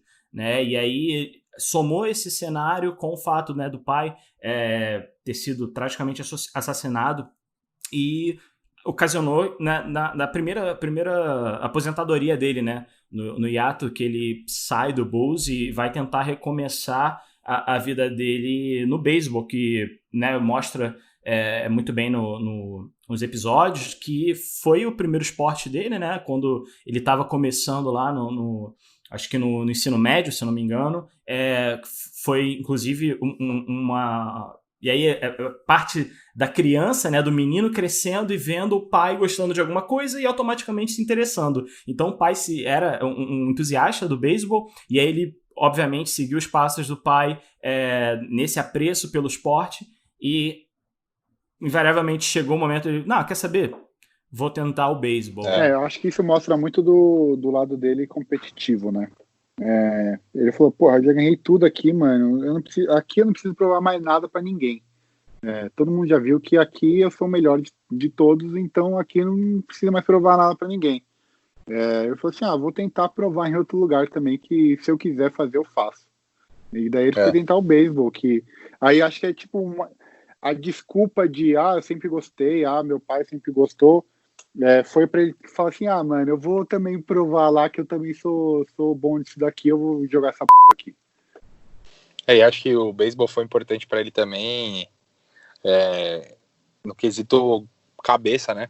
Que acho que lá ele, querendo ou não, ele tava um pouco mais em igualdade com os outros do que numa época anterior, no esporte anterior que ele jogava, né? Porque ele chegou num nível no basquete que ele falava, mano, pode vir qualquer coisa que eu tô ganhando de todo mundo, tá ligado? Ele não tinha de frente pra ele. No beisebol ele... né? Então ele até fala, porra, é legal a convivência com um time diferente, pessoas diferentes, as viagens, e no seriado até fala que no basquete as famílias viajam junto, né? E no beisebol não é assim, até porque o time é muito maior, né? Muito mais volumoso de jogadores, então eu imagino que você levar uma estrutura de família de, sei lá, 30 caras é muito diferente do que, sei lá, 10, 12 ali no basquete tem, né? Então... E também porque ele não tava na Major League, né? Ele tava nas ligas menores, então não tinha nem verba pra isso. Sim. É que acho que as pessoas nem sei se associam, mas tem é um time de entrada, né? Como aqui no futebol tem o time B, né? E ele jogava que era num time do Chicago White Sox, né? Que era o time de entrada do Chicago White Sox, onde ele aprendeu a jogar beisebol, né? E no seriado até falam que se ele continuasse, ele iria jogar, né, na Major League. Sim, inclusive isso foi colocado em pauta, né, quando ele decidiu para onde ele ia. Duas coisas, né? A primeira mais rápida é que o mesmo dono do Chicago Bulls, né? Do Chicago White Sox, né? Exatamente, o Jerry Reinsdorf, ele é também o dono da franquia do White Sox. Coitado, isso daí vai ter problema no fim do mês. Cara, você que lute, Thiago. E a segunda coisa é isso, que isso foi uma pauta, né, durante o momento que ele estava decidindo para onde ele ia, e aí, enfim, ele acabou ficando na cidade de Chicago e, cara, onde é que ele vai jogar? Porque, assim, você tem, tipo, o All-Star dos All-Star, né, a estrela de todas as estrelas no basquete, querendo ir para um time novo que... Enfim, você vai colocar ele na primeira liga? Você vai colocar ele com os iniciantes? Onde é que você encaixa essa figura, né? E aí, como o Luiz falou, né? Essa saída foi... Enfim, acabou acontecendo dessa forma. E aí foi cogitado dele sim, se ele continuasse. Porque é uma coisa que, enfim, fica muito claro. E aí, se você tá ouvindo a gente agora e não conseguiu entender ainda, eu vou deixar explícito. A ética de trabalho do Jordan é absurda. Né? Então o cara tem uma dedicação que é fora do comum, e é assim, ele não se tornou quem se tornou por outro motivo, né? Não é só a parte do talento, é a parte da gana, né? Da fome, né? De querer fazer acontecer. E aí, enfim, ele acaba que, no final das contas, é um elogio, né? Se o cara tivesse continuado, com certeza ele teria sido bem sucedido ali também. Você falou da gana dele, a ética de trabalho, ele tinha uma ética de trabalho tão gigante que teve uma pausa, né, na Major League, e chamaram algum jogo, tipo, falaram, se você quiser subir pro time principal para jogar, você pode, porque parou, a gente precisa ver os jogadores que querem, não sei o quê, e talvez fosse a grande oportunidade dele no beisebol. E pela ética de trabalho dele, eu falei assim, não, os caras não falaram que vão parar, se os caras falaram que vão parar, eu não vou jogar. Tipo... Eles sabem o que eles estão falando. Se os caras lá que realmente jogam, que são profissionais há 1000 anos, falaram que eles precisam parar, não vou ser eu, que acabei de chegar aqui, que vou jogar. Então eu vou parar. E meio que foi uma sorte pro basquete isso, né? Porque como ele teve que parar o beisebol ali por conta da paralisação da liga, ele acabou voltando para a NBA. Né? Essa volta, ela, né, ali no 96, né, ela... Assim, ela é boa, é claro, porque assim, todo mundo meio que tava esperando, né, conforme vai crescendo, né, o build-up lá da imprensa norte-americana vai fazendo, poxa, parou lá, né, o que o Jordan vai fazer? O Jordan agora voltou a treinar com a galera, terceiro treino dele na mesma semana, o que vai acontecer e tudo mais, mas assim, essa é a parte boa, mas também tem a parte ruim, né, que é a volta do Jordan sim, e aí beleza, yay! Mas aí a parte ruim cara, o seu corpo não tá preparado pro basquete. O seu corpo foi adequado para um outro esporte, com outras demandas, sabe? E aí, cara, será que o Jordan continua sendo o Jordan? E aí é meio que a temática, né? Que os episódios vão criando de pauta, assim, Como é que ele vai ser nessa volta? Será que ele continua sendo o mesmo Jordan? Ele já não dá mais pro esporte? E aí é construído feito esse setup para em seguida a gente ir pro fechamento, né? E o Jordan, querendo ou não, nessa época ele começa a pegar uma transição do basquete para um esporte mais físico do que técnico, né? Então ele precisa também se adequar nisso. É um jogo muito mais rápido, né? Muita gente nova entrando na liga, muito novato, que inclusive depois veio ser grandes estrelas da liga, o Shaq, Kobe, Iverson. Ele pegou toda essa galera entrando na volta dele, né? E o que eu acho mais louco é ele voltando com a 45 e o cara lá falando, a 45 não é o mesmo cara da 23. Ele vai e volta com a 23 e, mano, ganha o jogo. Puta, eu acho essas paradas muito porque é cinemático, só que na vida real, né, cara? Parece que foi escrito por alguém, né? Alguém redigiu isso e aí eles atuaram. Não, isso aconteceu na vida real. Isso é muito louco. É muito louco. O que eu acho, que nem a gente falou da linha de tênis dele, né? Que os Jordan só fazem tanto sucesso porque o Jordan foi o Jordan e ele fez o que ele fez. E daí a gente falou assim, ele deixou muito material bruto para a empresa explorar, e a Nike fez isso muito bem, tanto que o Jordan 10, que é o tênis que ele volta, existe uma edição especial que na parte ali de cima do tênis, perto do lining ali, tem uma edição especial que é com o 45, que é o número da camiseta que ele voltou a jogar, que é uma edição especial em comemoração à camiseta 45. Então, tudo isso ainda vira motivo para ter tênis. Verdade. E aí, enfim, é isso, né? Ele volta, né? Cara, como é que... É engraçado como eles constroem isso também na série. Como é que a gente vai anunciar a sua volta? Né? Por detrás dos panos, todo mundo que já estava sabendo, né, que ele ia voltar, ele também já tinha se posicionado, mas a publicação disso, né, ir ao público falar que ele ia voltar ainda não tinha acontecido. E aí o agente dele, como é que é o nome do cara? O David Falk, pergunta, cara, como é que... Eu já escrevi 3 vezes, assim, você odiou as 3 redações que eu fiz, como é que você quer falar? Não daqui que eu vou escrever. E aí o cara só escreve, I'm back. Tipo, acabou, né? Não preciso de mais nada. Eu tô de volta. O pai chegou, né? Se você diz, o pai chegou. É isso, né? E só precisa disso pra voltar. E aí, enfim, mais chegando pro final da série em si, mostra a continuação, essa volta por cima que ele dá, né? E aí, enfim, o 45 voltou a ser o 23. E aí ele continua dominando, né, o jogo como se não tivesse tido pausa nenhuma, né? E o domínio do Bulls volta a ser ameaçado, né, pelo Utah Jazz ali, que, como o Luiz falou, né, um time muito mais físico, muito mais demandante, né, tanto de atenção dos jogadores da parte psicológica quanto a parte física mesmo, né? E acontece o que até então... E aí, enfim, para mim foi uma surpresa. Eu devo dizer que eu não pesquisei antes. Eu não sei se isso aconteceu...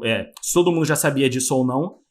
Mas a descoberta de que o flu game, né, o famoso flu game, na verdade não foi resfriado nenhum, né? Foi uma intoxicação alimentar que aconteceu. E aí eu falei, caraca! Porque eu já conhecia como flu game e eu... né? Tipo, beleza, agora vai ser o jogo, né? E aí, não, então, sabe aquele gripado? Ele não tava gripado. Ele tava se cagando. Foi envenenado. Tá todo mundo zoando agora que o Jordan 12 Flu Game vai começar a se chamar Jordan 12 Food Poison, né? Já existia. Não, o boato existia faz tempo já, cara. Enfim, existiu o boato de intoxicação alimentar, existiu o boato de ressaca, porque ele tava comemorando os outros jogos, tipo, todo jogo que eles venciam, eles comemoravam pra cacete e tal. Existiam boatos, mas de chegar e confirmar de fato que não foi uma gripe e que foi uma intoxicação alimentar, isso não tinha acontecido antes, né? Era tudo especulação, ninguém cravava. Eu só fiquei triste que esse ano estão acabando com todas as minhas histórias preferidas. Todo mundo falava do Jordan 1, que realmente não tinha sido o tênis banido. Tem até o documentário sobre isso. Mas no próprio documentário eles falam que não é, mas eles ainda deixam, mas pode ser que seja, não sei o quê. Daí esse ano vão lá e desmentem, mostram o tênis que foi banido e tal. Porra, já acabaram com a minha historinha favorita. E agora acabam com a história do Flu Game. Porra, para de acabar com a história, deixa a história aí. Thiago, o 2020 não tá sendo fácil pra ninguém, cara. Mas e é isso, né? Acontece e aí ele, de novo, né? Só uma repetição de tudo que a gente já falou até agora, né? Tenacidade do cara, o desempenho, a vontade, a gana, a ética de trabalho, tudo volta e aí, beleza. Como eu posso, dentro desse cenário que eu tô, como eu posso ainda assim ser um asset, né? Ser um ativo pro meu time conseguir mais um campeonato e, enfim, acontece, né? E mostra, né, no final, eles campeões mais uma vez, pela terceira vez consecutiva e em 2 momentos diferentes da história. Campeões da NBA e, enfim, é um desfecho muito, muito maneiro, assim, né? Ver o arremate de todas as pontas que foram abertas durante os episódios, as pessoas, né, pontuando como foi, né? E aí, assim, a gente se debruçou muito sobre o Jordan, porque é o que eu falei, né? Meu ponto de vista é esse, de que são 2 histórias que correm em paralelo, né? A história do Chicago Bulls dos anos 90 e a história do Michael Jordan em ascensão. E aí, esse fechamento, ele faz essa união, né? Muito bem feita. Pelo menos, na minha interpretação, foi muito bem feita de mostrar como foi aquele time... como aquele time foi formado para conseguir alcançar o que ele alcançou, a estrela inegável que foi, enfim, continua sendo o Michael Jordan. Enfim, foi um final muito bonito. E o que eu acho mais... Porra, acho que todo mundo que gosta um pouco de Jordan já viu esse último arremesso 1 milhão de vezes. Mas o que eu mais gostei dessa parte do documentário é quando o Rodman tá falando e ele fala assim: eu nem fui pro ataque porque eu já sabia que ele não ia passar aquela bola. O Steven Kerr, o Paxson, aquela bola é dele, ele não vai passar para ninguém. Então eu nem me preocupei em fazer nada no ataque. E daí, tipo, mostra o Jordan já no ataque e o Rodman passando muito tempo depois andando, tá ligado? Cruzando na frente, andando. E daí tem o arremesso. E aí, isso é uma especulação totalmente minha. A Jordan, a Nike, já sabia, não sabia, mas já tinha uma grande fé que o Jordan seria campeão e que ele seria, mais uma vez, o cara mais importante dali. E, como vocês sabem, tem os tênis do título do Jordan. Então tem o 6, o 7, o 8, o 11, o 12 e o 14. E o 14 não tinha sido lançado ainda. O 14 foi ser lançado no outro ano só. O Jordan 14 é um tênis de 99. E o Jordan usou o Jordan 14 nos jogos 5 e 6, que eram os jogos possíveis do título. Então ele jogou os playoffs inteiros de Jordan 13 e ele usou o Jordan 14, que não tinha sido lançado ainda, nos jogos que ele possivelmente seria campeão. Então, o tênis que ele foi campeão foi um Jordan que ainda não tinha sido lançado, e no outro ano, quando o Jordan foi lançado, obviamente foi sold out momentâneo, porque é o tênis do último título, e ainda para dar mais sorte ainda foi no último arremesso e tudo mais. Então aí eu acho que também tem uma jogadinha de marketing, porque o Jordan poderia ter, assim, uns playoffs inteiros, ter usado o Jordan 13 nos jogos que ele seria campeão, mas ele usou um tênis novo que não tinha sido lançado e tal. Aquele famoso, a empresa já tá preparada pro título do cara, né? Se já não teve, pode não dar certo? Pode, mas eles já estão preparados. Tudo bem que, falar do Jordan não ganhar, do Jordan... O time era tão o cara era tão que fica mais fácil, né? Eu ia falar exatamente isso, porque assim, uma coisa é você apostar no novato, né? Que, diga-se de passagem, a Nike também fez isso, é bom deixar claro. Mas, uma coisa, você olha pro histórico do cara e fala, então, toda aquela campanha de marketing que a gente tá bolando, será que a gente pode adicionar esse fator de colocar o tênis no pé dele durante as finais? Eu acho que não é uma decisão muito difícil de se tomar, né? O risco... Óbvio, existe risco, mas ele é bem baixo, né? Exatamente. Pela história. O risco é baixíssimo e o benefício é gigantesco, como o Thiago já trouxe, né? E para dar mais sorte ainda para a Nike, vamos dizer assim, acaba do jeito que acabou, né? Ele dando o último arremesso, as fotos desse arremesso é ele limpo, basicamente, né? Porque ele consegue driblar o adversário e ele arremessa sozinho. Então, todas as fotos desse momento é só o Jordan, né? Ele tá limpo na jogada. Então, até pro pôster do tênis ficou perfeito. Show de bola. E assim, falando, pra gente fechar o nosso episódio, eu acho que a gente tem que fazer as nossas menções honrosas aos sneakers que aparecem, né? Assim, a gente não precisa fechar nos sneakers que aparecem na série, mas assim, a gente pode fugir um pouquinho pros sneakers que giraram ali em torno das épocas que aconteceram, que aconteceu a série, né? Que passou a história. E aí, enfim, o que vocês têm aí de coisas que chamaram a atenção do ponto de vista de tênis, que apareceu ou não nos episódios, mas que fizeram bastante a cabeça dos nossos sneakerheads da época? Coisa pra cacete, né? Foi tipo, uma década boa, né, cara? Porra, a carreira inteira dele, né, cara?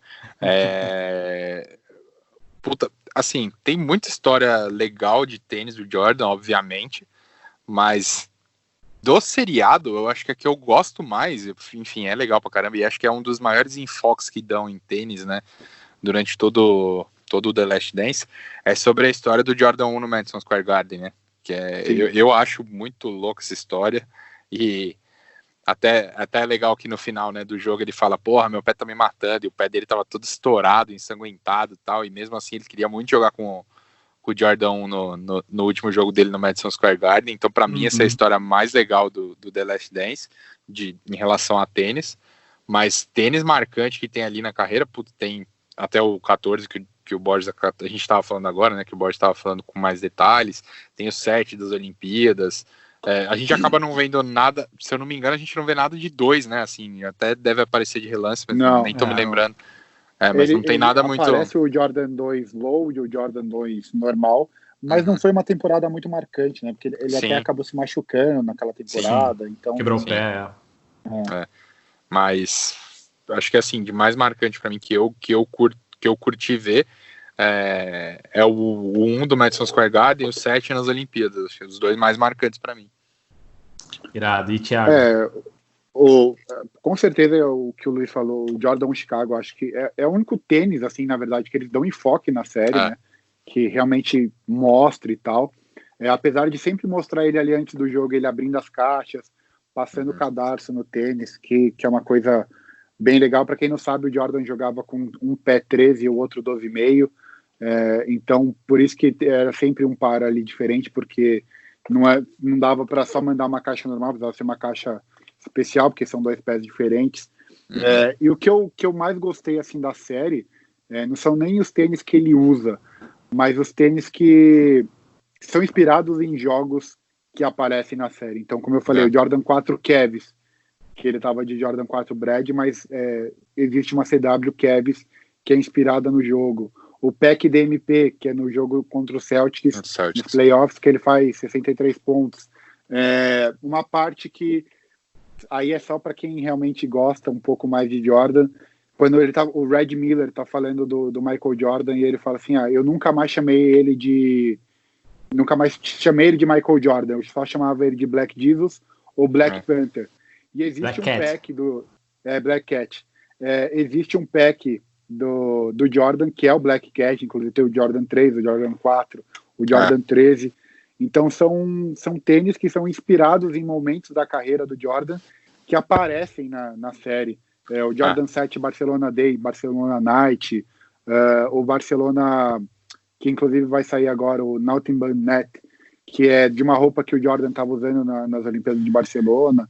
Então acho que esses são os mais legais, assim, não são nem os tênis que ele usa. Vai sair um Jordan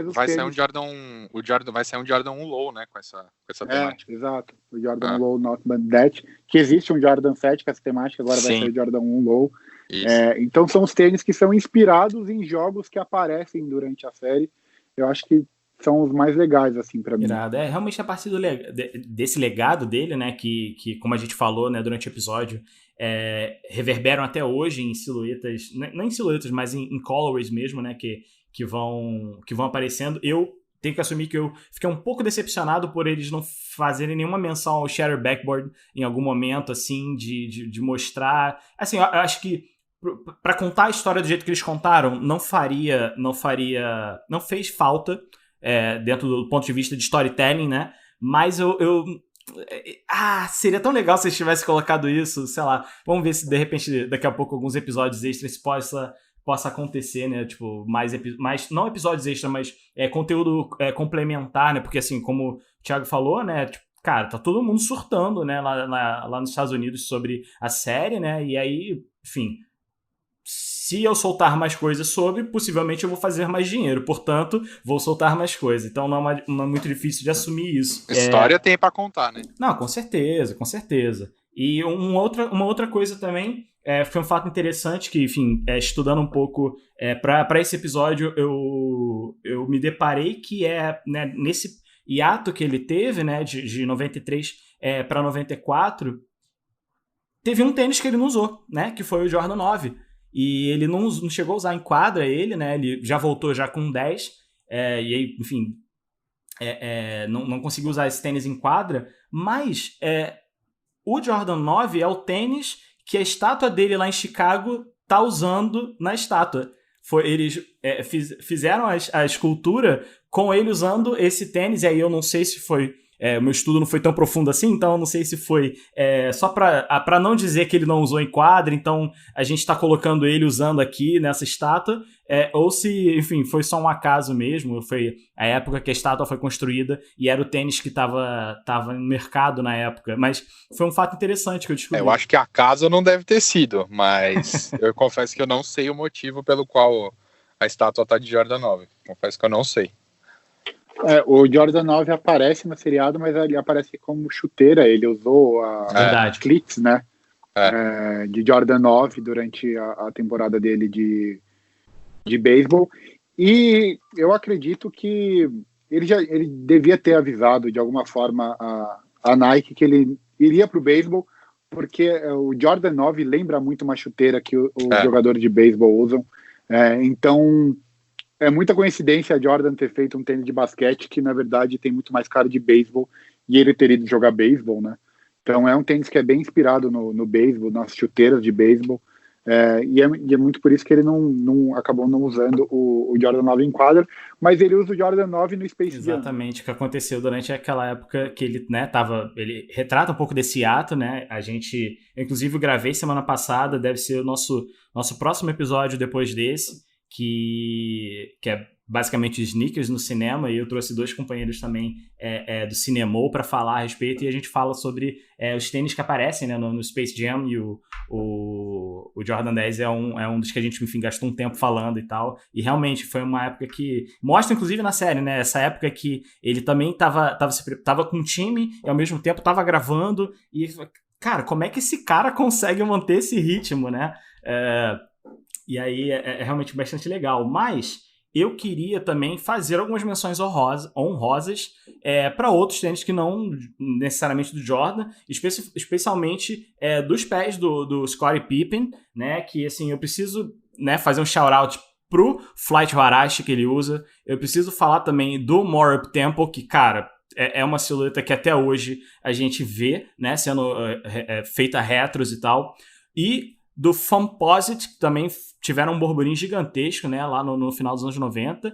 E, por fim, o Air Pippen 2, que eu acho uma silhueta excelente, assim, muito bonita. Eu gosto muito da versão Wheat, né, da Callaway Wheat, que foi feita, agora eu não lembro agora o ano, mas o Air Pippen 2 na Callaway Wheat é uma das minhas preferidas. Tem o Up Tempo, foi o que você falou, é um tênis, sei lá, até...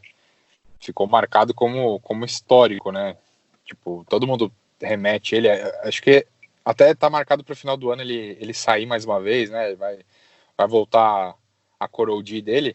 Mas tem também os tênis que o Rodman usou. Acho que tem o Rodman flutuou entre Reebok e Nike, né? Tem o Darwin que ele usou também, que é bem da hora.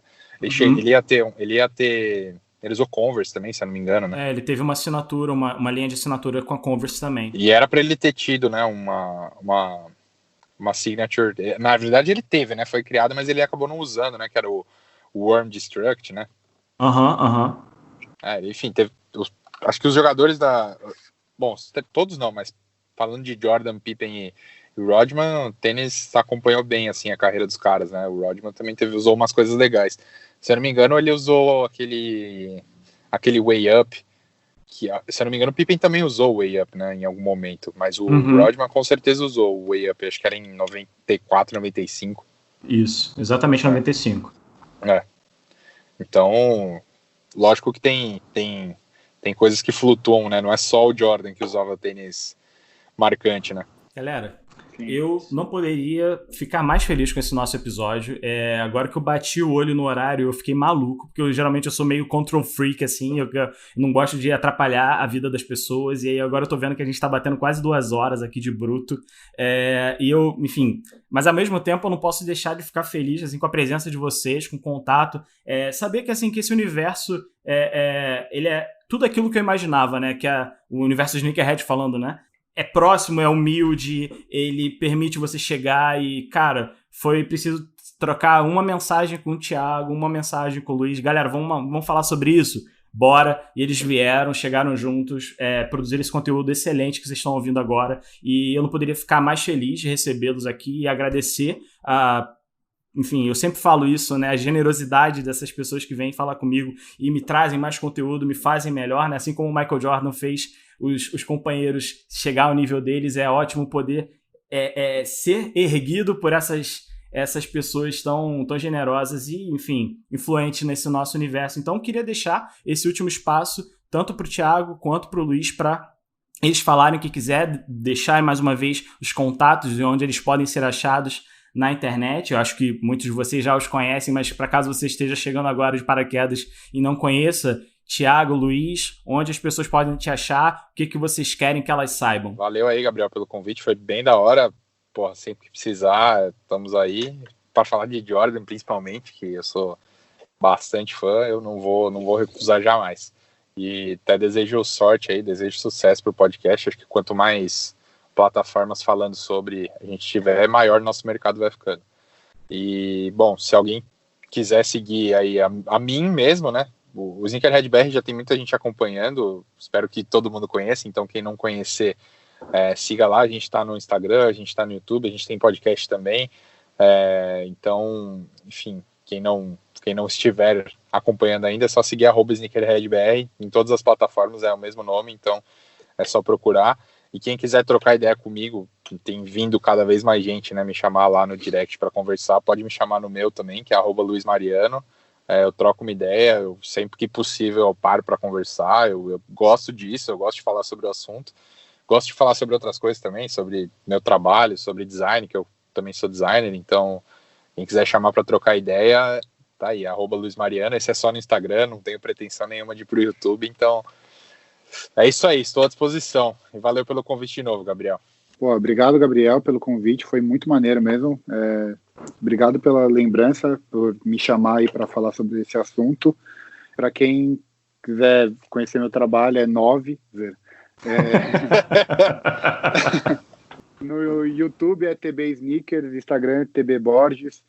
Tô com live na Twitch também, TB Borges. Inclusive vai sair um vídeo no meu YouTube falando sobre o documentário da Last Dance, falando sobre os tênis. Então, quem quiser um conteúdo aí extra sobre esse papo que a gente acabou de bater, vai ter lá no meu canal no YouTube, TB Sneakers. E é isso, mano. Obrigado mais uma vez pelo convite. Espero que vocês tenham gostado aí. E sucesso. E chegamos ao fim de mais um episódio, galera. Eu queria agradecer muito também a todos vocês que assinam, curtem, compartilham o Saison no iTunes, no Spotify e onde mais você me ouve. Se você ainda não fez, assina agora para não perder os próximos episódios e dê o seu feedback 5 estrelas. Mas o mais importante, compartilhe com seus amigos nas redes sociais para que a nossa comunidade cresça cada vez mais. Não esquece de passar no Instagram para ver o material complementar do episódio e caso você queira me mandar uma mensagem, um feedback ou mesmo uma sugestão, procura por @SizeOneCast no Twitter e no Instagram. Escreve assim, ó, SIZE1CAST. Ou se você for mais retrô e quiser me mandar um e-mail, você me acha no contato@sizeone.com.br. Nós nos encontramos daqui a 15 dias e eu vejo vocês na próxima. Até!